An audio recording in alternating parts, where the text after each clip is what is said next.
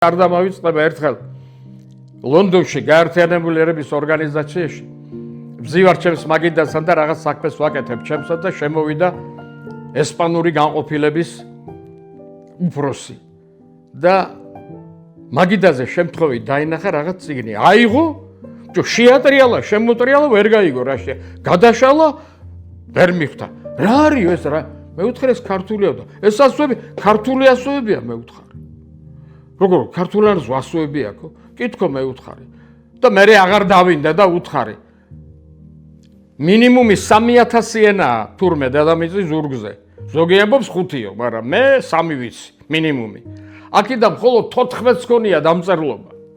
ამას ვეუბნები კარლოს ჩემს მეგობარს